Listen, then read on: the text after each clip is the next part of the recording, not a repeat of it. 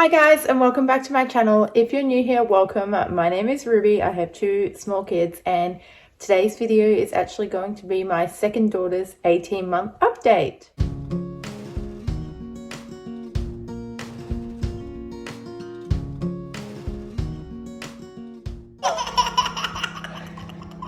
It's okay.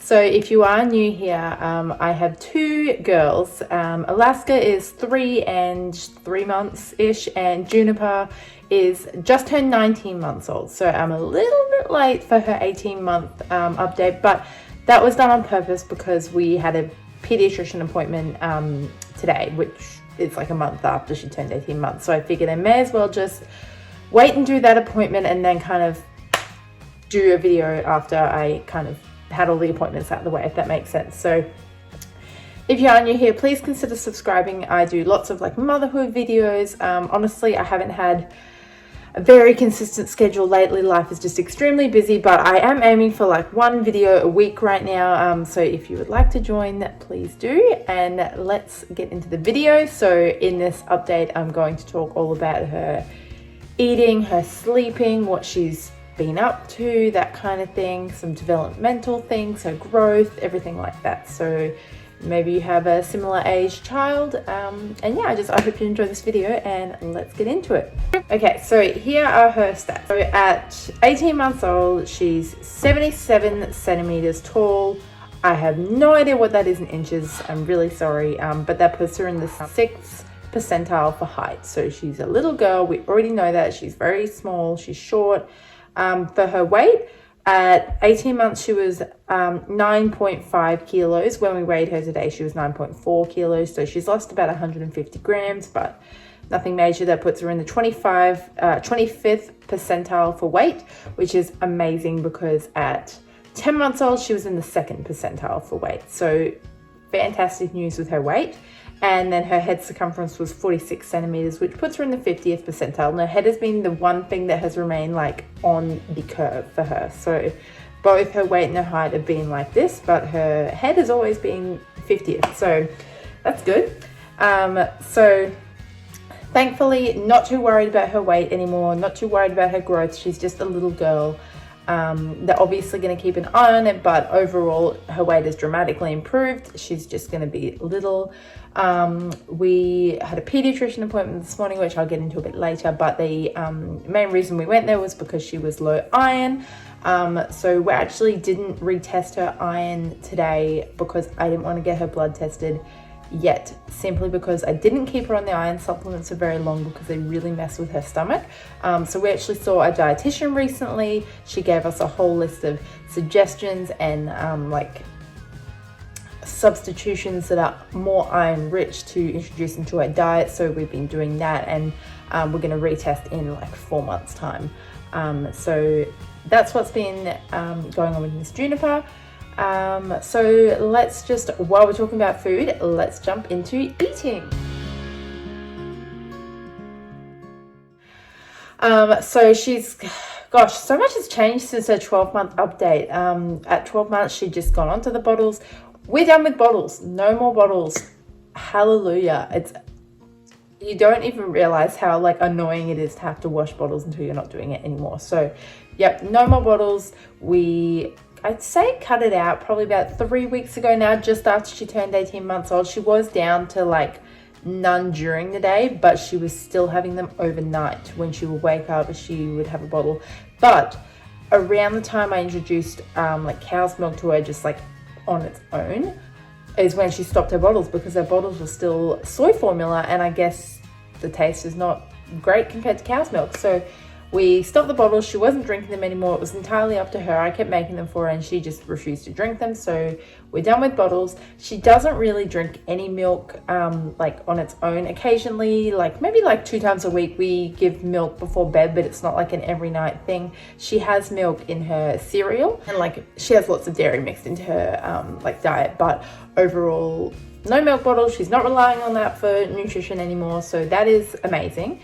And then she eats fairly well, I want to say. She does get a little bit fussy every now and then. Much better than my first child though. She for the most part, will eat her dinner, her lunch, and that. It's more dependent on her mood than if she likes the food or not, if that makes sense. So if she's in a cranky mood, she's just gonna swipe it off the tray, not interested. But like overall, she's a pretty good eater. She has cereal for breakfast or oats, and something the dietitian suggested was including like fruit with that, because vitamin C helps iron absorption, so she's having a high iron cereal or oats, and then fruit. If she eats the fruit, it's another matter, unless I give her a squeezy pouch, but it is what it is. Snacks is just like a biscuit or a banana or I don't know, something little like that, dry crackers. Nothing, we don't really do like snacks as like a set thing. It's more just if they're hungry, I'll get them like a little something. Lunch is always something hot with fruit and yogurt. That is a basic rundown of what we eat for lunches. And then dinner, again, she just eats what we're eating. So we usually have meat and veg, or we'll have like a spaghetti, a pasta meal, a rice meal, that kind of thing. So pretty standard. And again, she is pretty good with eating. She uses a spoon now. She tries a fork, but she doesn't understand like actually like stabbing with a fork, but she can definitely eat with a spoon. Eats with her hands as well, more often than not. But eating, she's pretty good. Moving on to sleeping, and that is where it is not great. Her sleep is still like all over the place, never consistent, never really know what to expect. If she sleeps at my mother-in-law's house, she'll sleep through the night for her. For me, she wakes up once to twice a night still. And even going to bed has been really tricky for her lately. She's very clingy at the moment. She's super attached. She doesn't want to be put down. She will scream the house down whenever I put her in the cot. Lately, it's been either like we try and like cuddle her, we try to like put her down, pat her, keep her calm. My husband gets her down better than I do. She won't even let me put her down. So most of the time during the night, I just cuddle her back to sleep and put her down, because I just can't stand her sitting up screaming for over an hour in the middle of the night. It does my head in. So sleep is still, really inconsistent, especially since my first was sleeping through the night for months by now. Like, she slept through the night before she was 1. So still not getting solid sleep here, but once or twice a night is better than 10, which is where we were like a year ago. So small wins. But she does sleep in her own room. She has a blanket now. She's not in a sleep sack anymore. She sleeps underneath her blankets in a porta cot, because long story about the crib, but porta cot, she's happy in there. She does sleep okay. It's just the going to sleep that's the issue. Let's talk about potty training real quick. And it's real quick because we haven't done anything. So I didn't start my other daughter until she was past 2, like 2 years, 3 months-ish. So around this time last year. Juniper, I always said I would start earlier because my daughter, I think, would have gotten it earlier, but I kind of take it back and I'm not going to start her yet. She has interest in the toilet. She likes the toilet. She likes to sit on the toilet, but she's definitely not there mentally. Like, she doesn't have the comprehension of, going. I don't think she would understand the concept yet. So I'm not going to push it. I let her sit on the toilet if she wants to sit on it. She does nod if I ask her if she's gone poo-poo, but it's not 100%. I don't think she's ready because she's showing much less signs than my other daughter did, and she's still nonverbal pretty much. So I don't want to push something on her that she's not ready. So I'm going to wait for more signs. Maybe we'll see where we're at once she's past 2, the same time that I started with my other daughter.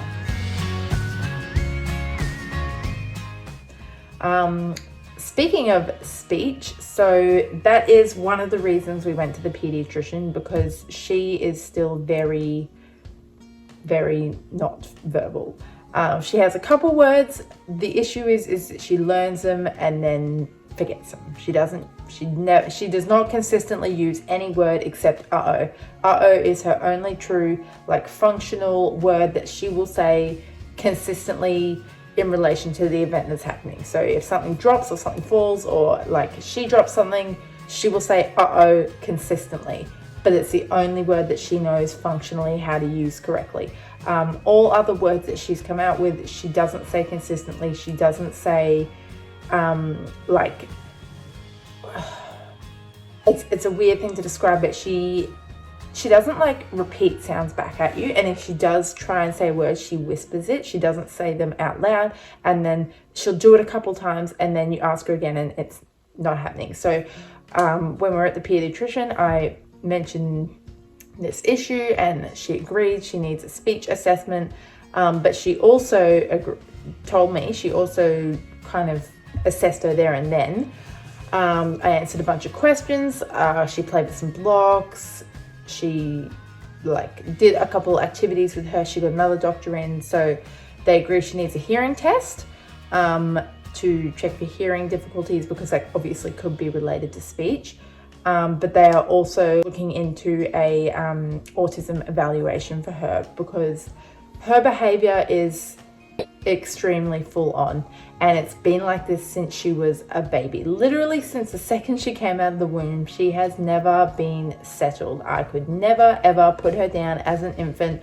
Literally the second I had her, she was like fussy. She's always been fussy, and I begged the nurses to take her so I could sleep. They took her for 10 minutes. I ate my dinner and they brought her back and said she is inconsolable, and that is basically the tune that it's set for her life.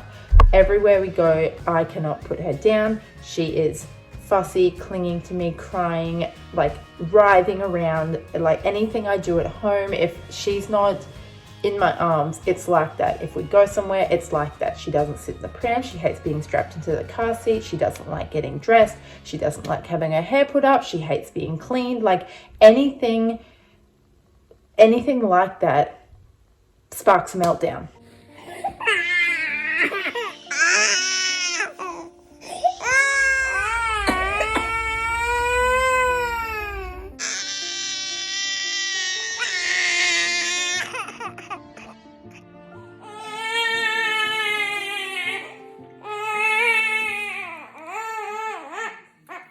And it is really, really wearing on me. And, you know, having a baby like that, and then they're growing up and everyone tells you they'll grow out of it and they're just a fussy baby. And she has not so far grown out of it. And she is a toddler now. She's bigger. She's harder to please. She knows she wants stuff, but she can't communicate it. And I can't figure out how to make her happy.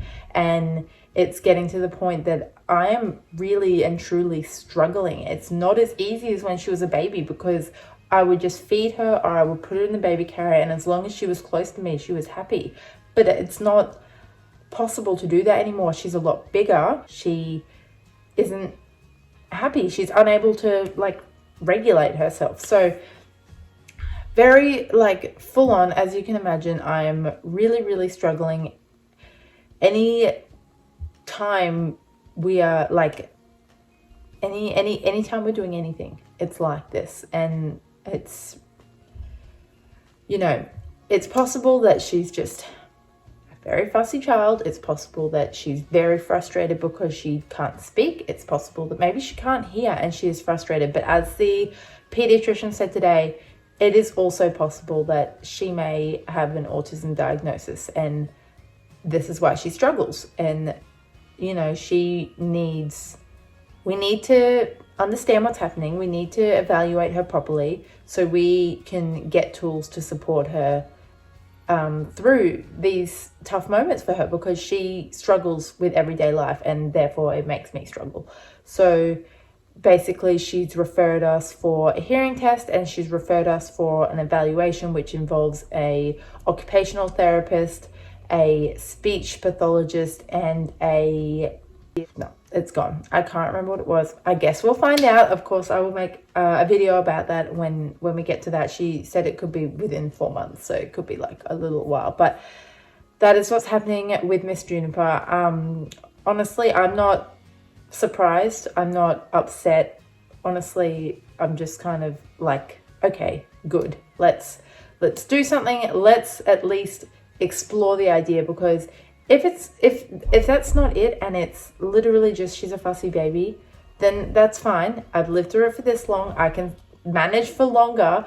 until she can eventually grow out of it and communicate to me how we can help her. But if it is something, I would prefer to get it diagnosed sooner rather than later so we can successfully support her, because you know, everything I read says early intervention is key, and the longer you leave something, the harder it is to manage when you get to it. So anyway, you know, nothing can deny that she's a fussy child, and that kind of diagnosis doesn't scare me. It doesn't change who she is. She's still my little Junie. She's still my little June bug. It would just mean that I would understand her better. And, you know, we would have at least some kind of understanding as to why she behaves this way, instead of just racking our brains as to what we can do to make her happy. So that's that. I will obviously update as this progresses. Other than that, she's doing well. She's walking, she's climbing, she's